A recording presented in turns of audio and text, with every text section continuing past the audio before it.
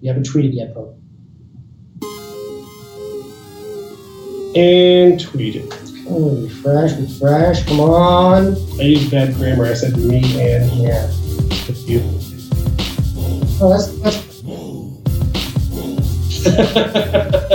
now watch me and Aaron talk. But it should be watch me talk. No, but it should be watch Aaron and me, right?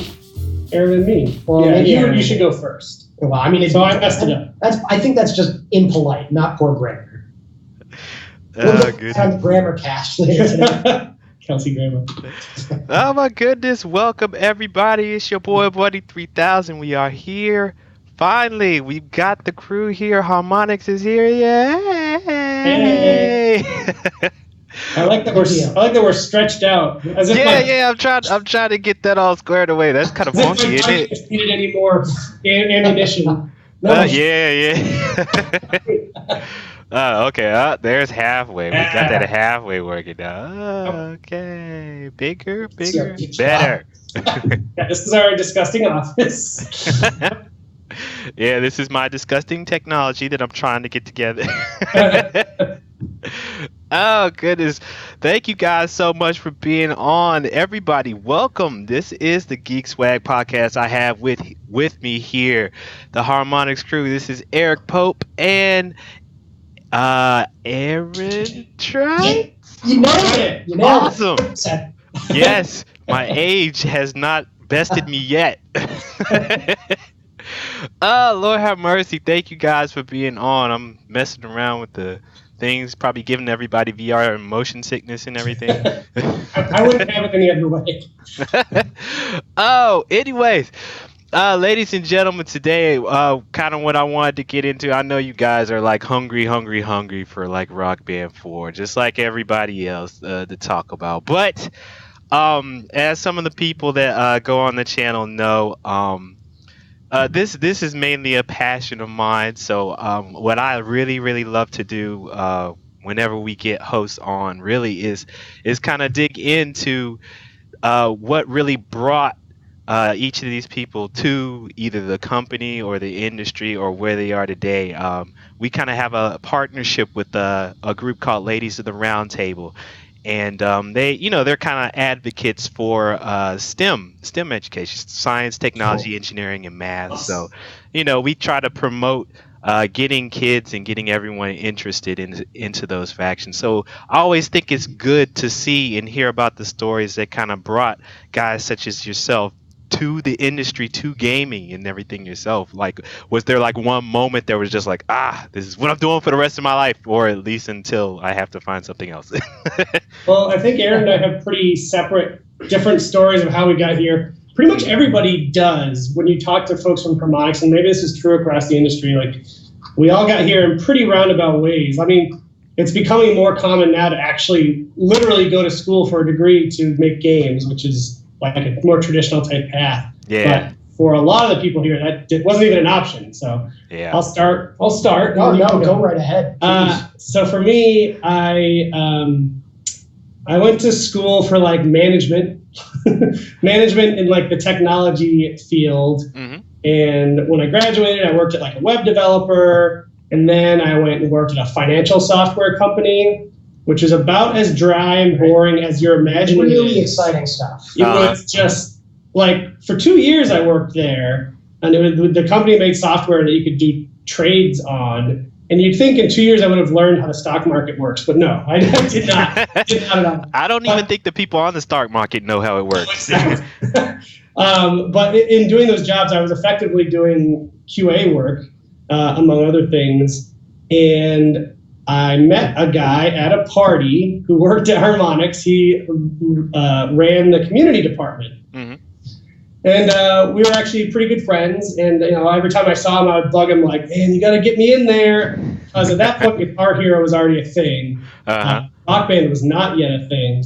Right. But as a kid, I don't want to speak for everybody, but for a lot of people our age, like that's like the dream job, right? Like, I love video games, and that's forgotten about. I had a real world boring job, and I never considered it. I met this guy who I became friends with, Sean. Shout out to Sean Baptiste. And he took my resume, put it in here, and then it was like a 6-month process of interviews. But yeah, popular at that point, right? Hires, and then they finally got me in. So I started in QA. I was a senior QA tester on the European version of Rock Band by the point I got in here. That for Rock Band 2 and a little bit of Beatles Rock Band, but at the beginning of Beatles Rock Band, I switched over to the community department. Aaron and I were both on for years and years and years, and still kind of are. We have a little different titles these days, but that's sort of where I think both of us found our calling, and like we would take the game out to the fans at events across the country, playing Rock Band with everybody and anybody, and talking to them online.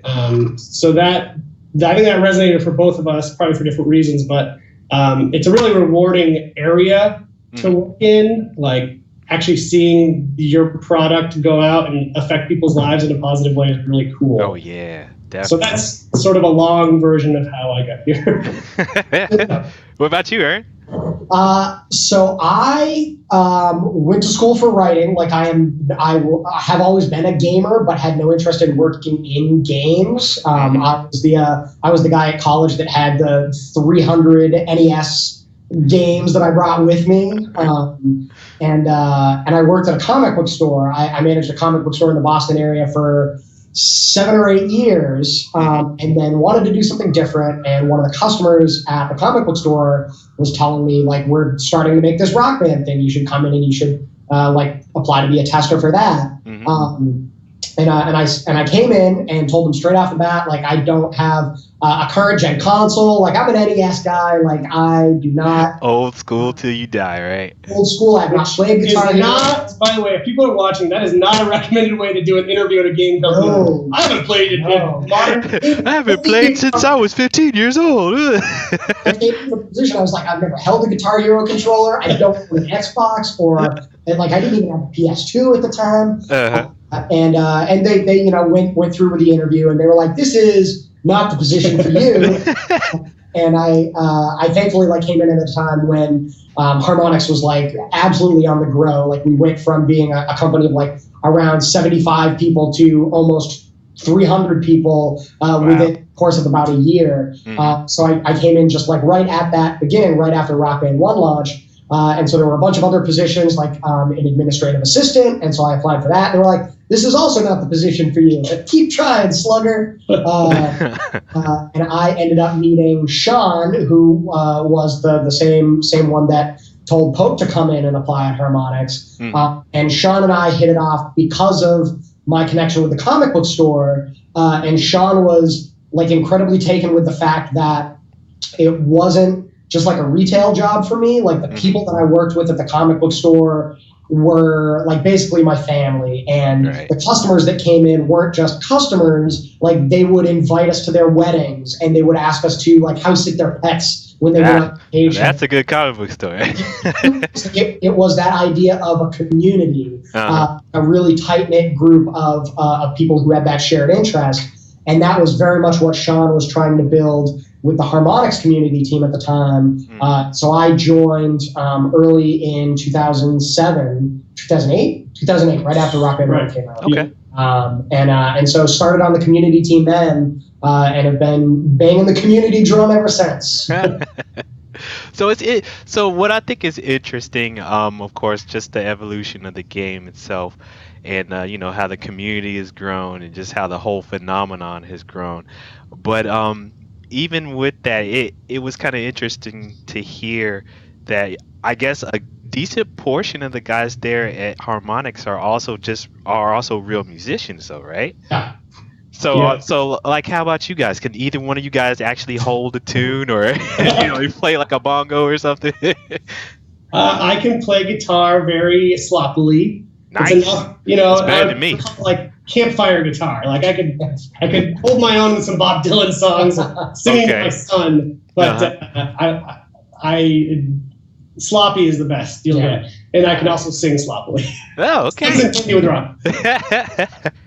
Yeah, the sloppy singing is about my only musical strength. But I interned at a Boston area punk and hardcore record label for 2 years. Oh wow! which was also something that I think helped when I came to Harmonix. Mm-hmm.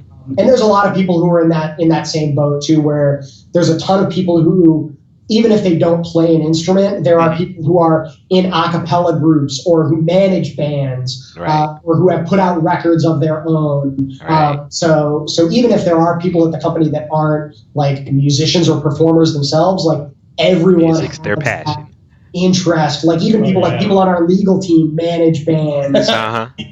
Our lead lawyer is the biggest Wu-Tang Clan fan you'll ever meet. Yes. Like, everybody here has a deep love of whatever particular music it is they like, and like Uh-huh. he's hilarious because you go in, he's got his like Harvard degree, Harvard law on the wall, and then right next to it is like Enter the 36 Chambers. In the same frames, it's hilarious. Oh, that's awesome. That's awesome. So it's interesting. Of course, Rock Band has kind of had its hiatus and everything. You guys have had a couple of other projects or a few other projects in between. Basically, Rock Band Blitz. I know recently Fantasia. Was it there something else you guys had in between there? Ooh, there's been a lot of stuff. The Dance Central franchise. Yeah. Oh well, of course, yeah. Mm-hmm. So it's been 5 years since the last Rock Band. So yeah, we created a new franchise with Dance Central, which did really well, which is kind of crazy. You don't, as a studio, generally you don't strike lightning twice in terms of like creating a new IP that resonates with that many people, and that one happened to do that. So we were really so we have a lot of really dedicated fans on that side of things too, that are very different from our very dedicated Rock Band fans. Oh, yeah. Right. So yeah. that's been awesome. We did that. Like you mentioned, we did Fantasia, which was an amazing. The team that was on it learned so much making that game. Mm-hmm. They really learned a lot that has always fit in with Harmonix's mission of like bringing music and playing music and interacting with music to non-musical people. Mm-hmm. They did a lot of that game in a way that we were in like the realms of like actual self-expression that we were never able to do before. Mm-hmm. And we also did a PC game called The City Sleeps that just came out in October. Just a small project with a small team of folks, and that was a musical shooter, like a shmup. Mm-hmm. And all these things sort of like, it's kind of cool the way all these different projects have built into the team's like wisdom and knowledge since making the last Rock Band. Like they have a whole new arsenal of skills and talent that they can apply to this new game, which is very exciting. And Record Run, which came out on mobile, iOS. Yep. Mm-hmm. And we did a closed alpha for a game Chroma, which turned into a City Sleeps, which came out on Steam. And we launched the Kickstarter for the Amplitude Revival, which we're also at the moment. So there's even with Rock Band on hiatus, there's been no shortage of work for. Of the course not. Yeah. Having to take it in a lot of different directions. So I guess the other question would be what was it that actually brought you guys back and said, okay, right now is the time to go ahead and do this? There's a few things. So on the really practical level, we're like in the third year of a new console cycle, which is like prime time. Like enough people are there and ready, and they loved Rock Band before, but they don't have their Xbox set up anymore. And right. So there's that practical side, right? Where like people miss it and they want it to come back, and we have a new generation of consoles. That's one thing. But more importantly, we didn't want to do another Rock Band unless we actually kind of had like a vision, like a creative vision that everyone was excited about. Mm-hmm. That really kind of came together just in the last year or so, which we can't really get into the specifics yet, but you'll be excited to see when we show more like at E3. But that was sort of the impetus to get really back into it in full swing. Yeah, because there were a lot of people in the studio that had only ever worked on Rock Band games, like people who from 2008 to 2012 did nothing but like facial animations for Rock Band or just drum charting for Rock Band. And like once you get on that kind of like that annualized cycle, like it gets to be kind of a grind. And so after taking 4 or 5 years off, like we're now far enough away from it that everyone in the studio has a renewed appreciation for it too, where we at some point last summer, we were like, we should like have more regular Rock Band parties. And so we set it up in like the big office room in the center of our studio. and people put on Beatles Rock Band. And they're just like, oh, let's play this for a little bit after company lunch. And people stayed until 3 a.m. and finished the whole campaign like in one sitting. And that was really the point when it's like, we really should do more with this game. And there's a lot of people in the studio that never worked on Rock Band before. Like it's new folks. Been 4 or 5 years. We've got new folks. We've got people who worked on the original that now are like so re-energized and want to return to it. So it's really like it's an awesome confluence of like excitement within the studio and excitement within the community, and just kind of like bridging those two together. Yeah, pretty much every game we've put out in the last 5 years, people have been like, "Oh, this looks awesome. Where's Rock Band 4?" Yeah, they were always waiting for it. As we got more close to this current time, like there's definitely a head of steam in the community that people want it to come back. Oh, definitely. So I know you guys haven't gotten to the point where you recognize what you guys are going to put on the playlist, but I'm kind of interested. What is that process kind of like for you guys deciding on the playlist, like from some of the older games? Because I'm sure you guys have shouting matches like this has to be in this song has to be on there. Take that one off. This has to be on there. That is 100% correct. So I am lucky or maybe cursed enough to be on currently that's like trying to plan that out. Right. And I will say there are a lot of very like methodical things we think through, like we should have this number of genres represented in these decades and this type of music and these types of singers. And so there are tons of ways to break it down. And the more you talk about it, the more complex it gets. Like if you were to come up with a list and I came up with a list based on like criteria, not just bands you like, right, probably have just totally different ways of attacking the problem, which is interesting. Of course, yeah. That's the cool thing about music. Like there's just so many facets to it. So we do have like we won't have our final set list until probably a couple weeks before we lock the game down, because things sometimes come in late. Well, no, most of it by then, but we're still in the phase right now where we have some beginnings to trickle in, and then this huge list of maybes, and they're also like exciting. But I mean, we're definitely excited about the track list this time around. It is hard, I will say, to put out a track list for a game when you've put out over 2,000 pieces of like content that are the best things already. Music that'll still be available, right? Yeah, that's the practical challenge of putting together an awesome set list of stuff that we haven't already put out, of stuff that is available, that the bands and labels are, willing to give us their masters, but that they, like a lot of bands don't have their original recordings, like older music is recorded in a format that's not always usable, not always available, like maybe someone sold the masters for Blow in the 70s. Like, you never know. Stuff just disappears sometimes. And then also looking at stuff that's not only popular and available, but also fun to play in rock. Like, you have to look for stuff where it's like, oh, that drum part would be really awesome. Or like, oh, that's got a killer guitar solo. That's going to play really well. Being able to kind of like, it's balancing both like the taste and that you're talking about, like different genres and different decades, and personal preference, with then like the practicality of like, what can we license, what's available, what plays well in the game. Yeah, how is that process also? Because I'm sure that's like nerve-wracking to go through the licensing process and be like, oh, geez, please, and then they're like, dude, I can't do anything. It's not ours. It's like so-and-so doesn't want to. Sometimes there are just so many levels of approvals you need to get. Like, in some cases, you need the label's approval. And then you need the management's approval, and then you need the band to get on board. And if they're a big band, sometimes you need each individual member of a band. And if they have dead members, you need their widows to come forward. Like, it's unbelievable. Oh, wow. And then at that point, you can get all those approvals, and then they'll be like, oh, yeah, we don't have our master tapes, so you're out of luck. Yeah, we don't have the hit one, but you can have this B-side that came out. They're like, that's wild. It is. Because I know everybody else out there watching, and everyone else, from the outside looking in, is like, oh, why in the world do they have that? That would make so much sense. It's like, what is wrong with these guys? Why can't they get?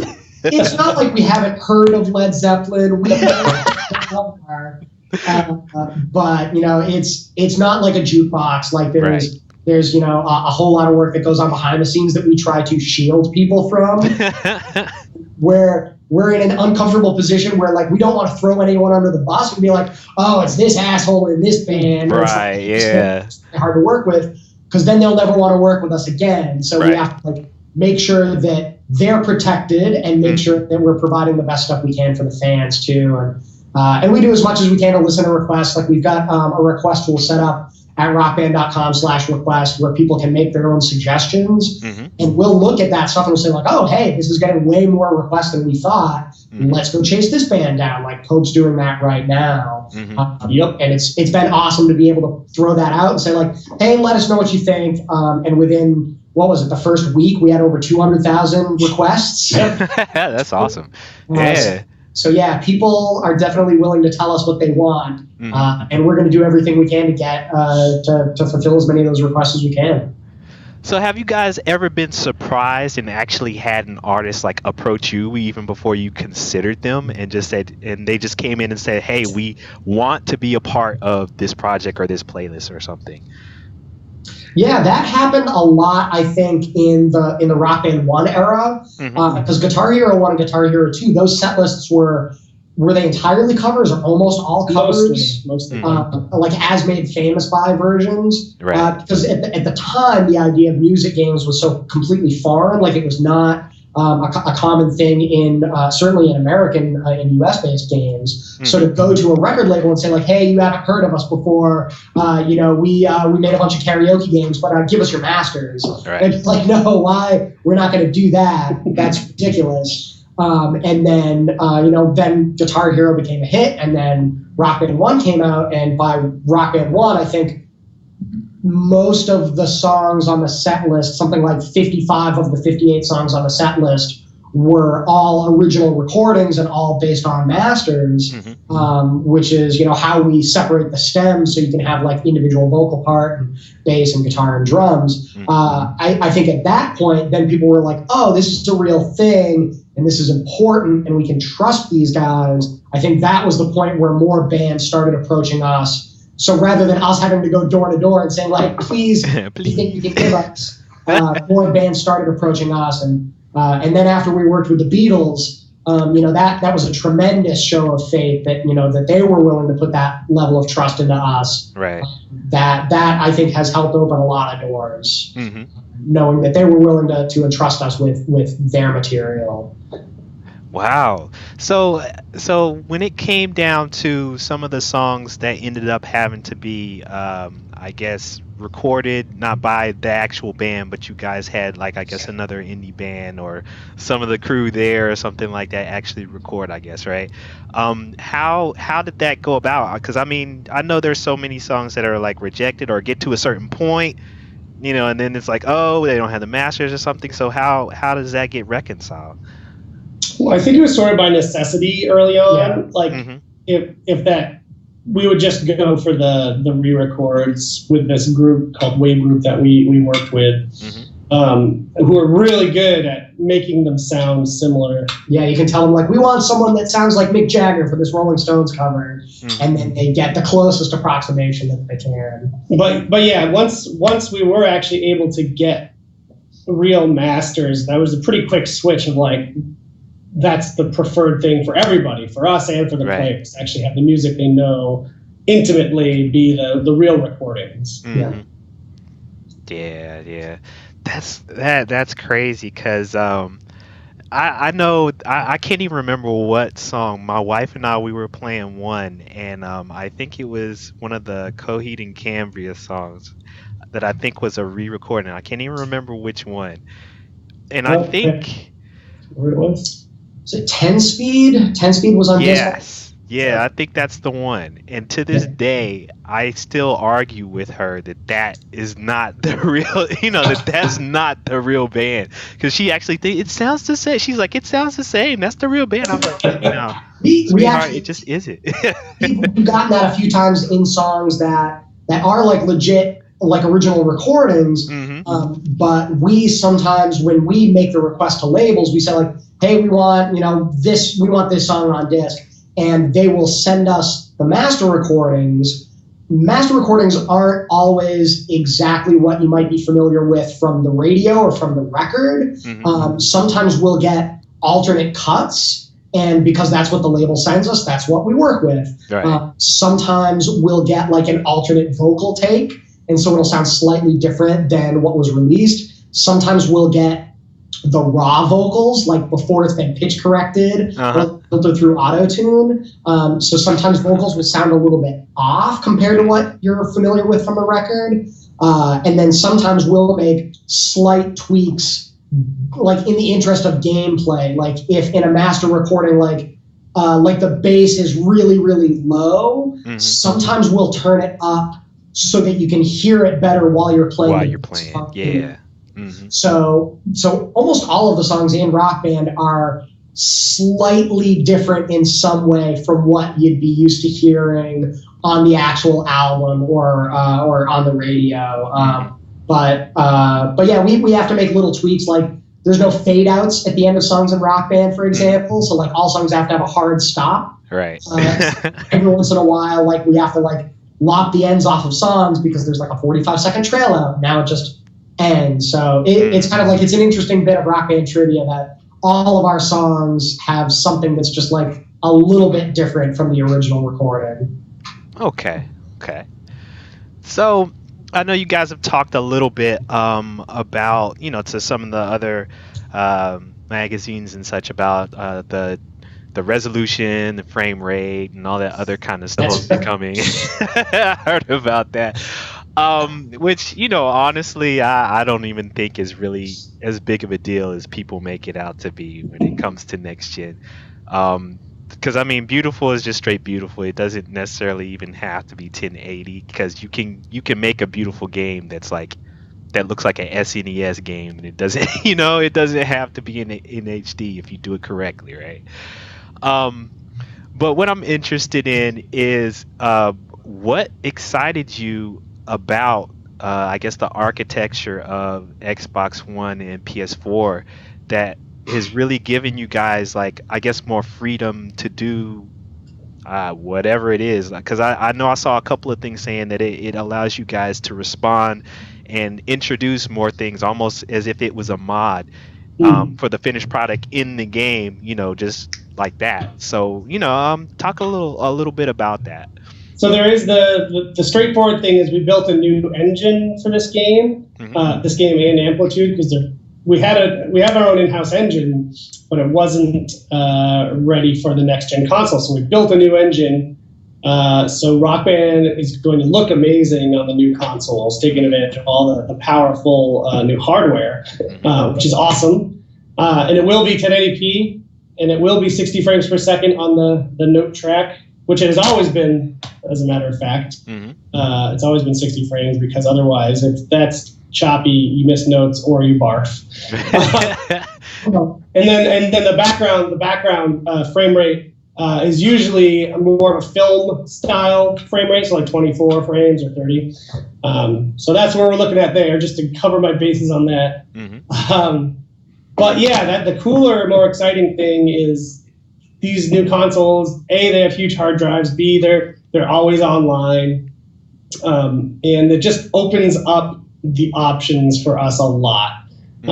We don't want to get into like the arms race of the previous gen, where it was multiple games coming out every year competing with each other for the music game crowd. So what we want to do is put out the best Rock Band we've ever made, and then build on that. And so we've got, like, this is the cool thing for Aaron and I, having come from the community perspective, is we've got a lot of buy-in across the company in that we want to put it out, but we also want to listen to the fan feedback and react to that and give them new features for the game or fix things in ways that they want them to be looked at. So that's actually really exciting for me to actually, we're going to put out a great game, period, but then build on top of it and make it an even better experience for those fans who want to stick with us and kind of ride it out throughout the rest of this generation. We want this to be the platform we've always talked about it being, which is another reason we also wanted to carry over all of your music that you've bought before. because we do think of Rock Band as a platform, and some people have invested like over $1,000 in buying music for their Rock Band setups. Yeah. We want to honor that as much as we can. Same thing with the hardware. Both of those things are hugely difficult. We're like right in the middle of it for both hardware and the back catalog stuff. It's just difficult from a production point of view, from a technical point of view, from a policy point of view on the consoles. It's like we're kind of doing stuff, which is sort of what Rock Band always does. We're doing stuff that no one else has done, which makes, blazing the trail hard. Right. Exciting, right? Yes, very exciting. Yes, definitely exciting. Everybody out there is excited. I definitely know that much. So I know you guys said that you're going to try to utilize the old hardware. There's a lot of old hardware out there. Yes. So I'm kind of curious as to whether it's only going to be some of the old hardware or. So like I said, we're actually like right in the middle of it right now. So I can't really say one way or the other. I mean, it'll likely not be every single peripheral that was ever introduced by every third party ever. Right. We're going to do our best to support what the majority of people have. Making really good progress. But we'll have more to say when we actually have it locked down to a point that we're like confident, like this is the solution. So let's tell people this is what we're doing. Okay. There are a lot of really smart people. Like the cool thing about us doing the game with Mad Catz is hardware is their whole thing. So in addition to our folks here who ran our hardware department before and managed the whole Chinese manufacturing operation and all that, we also have Mad Catz too, who also have their own huge set of expertise. So we'll figure it out. But yeah, you're right to suspect there will probably be some edge cases in there that don't come forward. Right. We're gonna do our best. Yeah. And I know it was a hard decision for some of those key freaks to get rid of the keyboard controller, right? Was there like anybody in the office that was like just pouting in the corner because they lost the keyboard controller, the keytar? Yeah, we introduced the keyboard because we love music and because there were enough people in the office that had that enthusiasm for it. So it definitely, it wasn't a decision that was made lightly, but we had to, look at the production timeline that we had and had to make some calls in terms of like what the priorities were. And, the vast majority of people playing Rock Band will play on guitar. Like an overwhelming majority will play guitar. So that's going to be the primary focus. And then drums and vocals were all ahead of keyboard and then pro guitar in that regard as well. So knowing that there wasn't as much of that hardware in the pipeline, there's just not as many keyboards in the world as there are guitars and drums and microphones. And we have play stats. We know exactly who's playing what and how frequently. So that's what I was going to say. Even the people that do have the keyboards, they still didn't really way more often than not played on guitar. So like play stats are really, I know it's an awesome piece of hardware actually. It's super solid and you can use it as an actual MIDI controller, which is great. But yeah, it just didn't catch on in I think the way that we would have needed to support it going forward. But the new Rock Band is really about doubling down and focusing on the core experience that everybody loves and like finding ways within that core to improve things in smart ways. And I think you'll be really psyched when we start rolling out what those things are. And yeah, I think Mad Catz already, I guess, introduced or talked about their Stratocaster that they're going to be releasing though, right? We did a special super limited edition for PAX East that we sold on the show floor only. Okay. It was that, yeah. And then there's been a few pictures floating around of like the red Strats and the red drums. Oh yeah. We haven't talked too much about the hardware specs at this point, but there's definitely going to be the opportunity to have like some awesome looking hardware. That's the other really cool thing about working with them is before we could, we did one gigantic build of all the same stuff. Mad Catz is a little more flexible in that if we plan well, we can do different colors and different finishes on the instruments. Yeah, so the Penny Arcade guitar was like a unique body, like it was cream colored, which we've never done for any hardware before. Mm-hmm. And then unique art on the pick guard, which was provided to us by Penny Arcade. Mm-hmm. So it's that kind of thing where it's like we're only making as many as we sold on the show floor at PAX East. And it's like we're like all of us like here and then at Mad Catz are super excited about the opportunity to do more limited hardware, like colorways and like unique art, unique releases like that. So hopefully we'll have more to talk about at future shows. Right, that's cool. That's cool. Actually, we got a viewer that was asking about whether or not Rock Band 4 is going to be on previous and next gen, or just next gen for this one. Next gen only. Next gen only. Okay. Xbox One and PS4. Yep. Okay. Was there any particular reason that you were sticking to that, or? Yeah, we've seen with just the trends in games that do multi-platform. For one, people are buying way less on the older consoles, but also development-wise, it's a huge hit to have to balance both of those things. Right. I can't remember who it was I saw. I think it was one of the Assassin's Creed Unity devs said that game suffered because they tried to split that difference. So. Suffer. And then to your point, like we had to create the new engine for Rock Band 4 on next gen. Yep. And so the idea of putting out one version of the game on one engine and then another version of the game on another engine, like it splits our resources. It'd be effectively making the same game twice. Yeah, basically, like separately. Exactly. Yeah. Right. Yeah. That's that. Yeah, that could lead to a lot of mistakes. Yeah, I'm in engineering, so I know about duplication of work. That's and we've actually we've been in that position before, where when we put Rock Band 1 out on the 360 and PS3, we were still putting it out on the PS2. PS2, that's right. So it's somewhat familiar territory for us, like having to balance between those two console gens. Mm-hmm. So it's again not an easy call to make, but we had to look at what we thought would like benefit the most people. Right. Okay.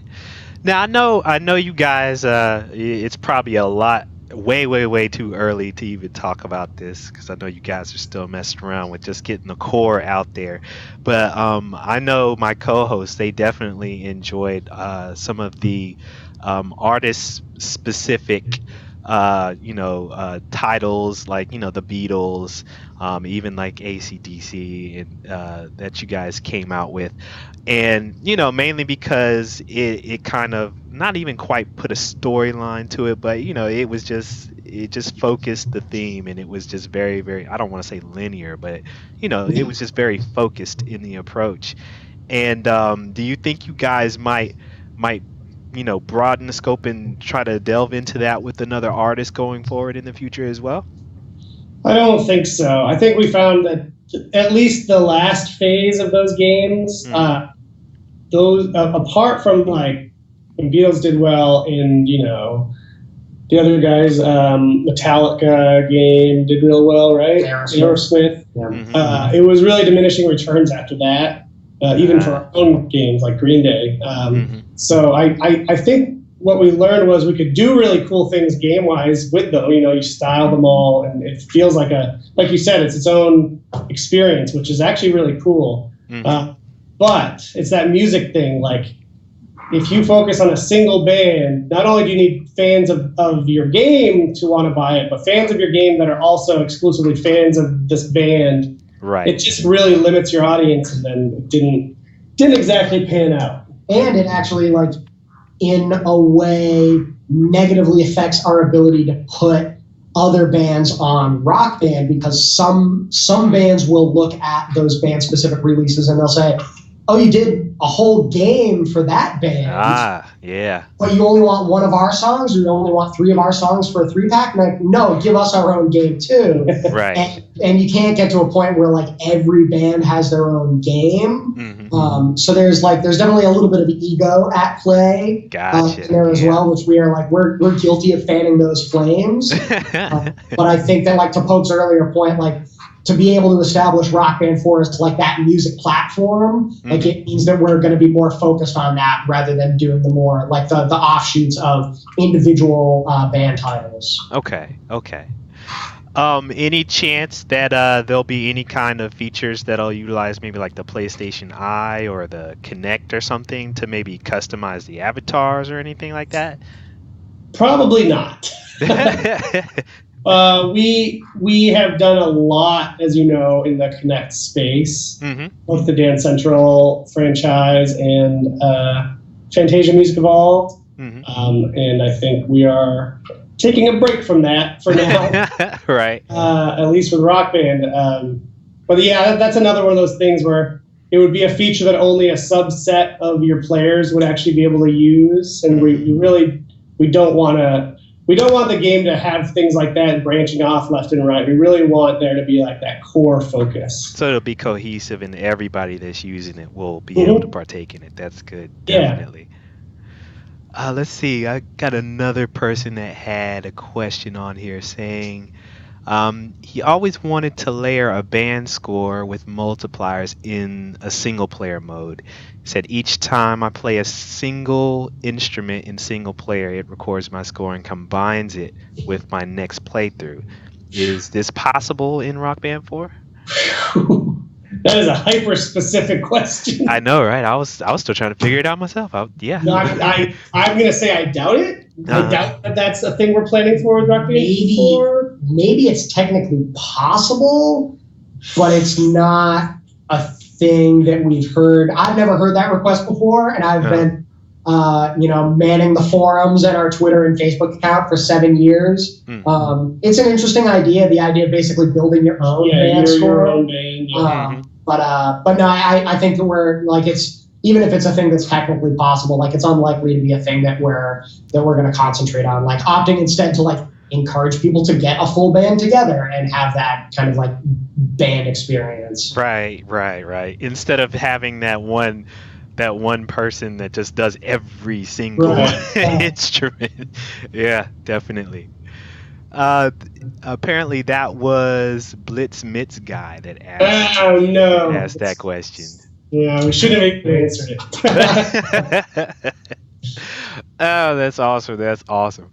I'm basically almost out of time myself, but me personally, I definitely wanted to thank you guys for being on the, for just having the interview and everything, because I know you guys are busy trying to put it out, get all that stuff straightened out to make Rock Band the best it's ever been. We really, really definitely appreciate you guys for bringing this back. We really do. Cool. We're happy to do it. Awesome to hear. Yeah, thank you. Awesome. Well, everybody, that's all the time we've got today. I thank you guys for being part of the show. I want to thank Harmonix, Eric Pope, Aaron Trite. Nice. God, I got it again. I don't have to take my omega-3s this time. All right, ladies and gentlemen, thanks for being here with us, and we're hopefully going to bring a lot more to the table going forward. I will talk with you guys later. We definitely have got to stay in touch as you guys go through this development. Thank you again so much for being on the feed, and ladies and gentlemen, we are out.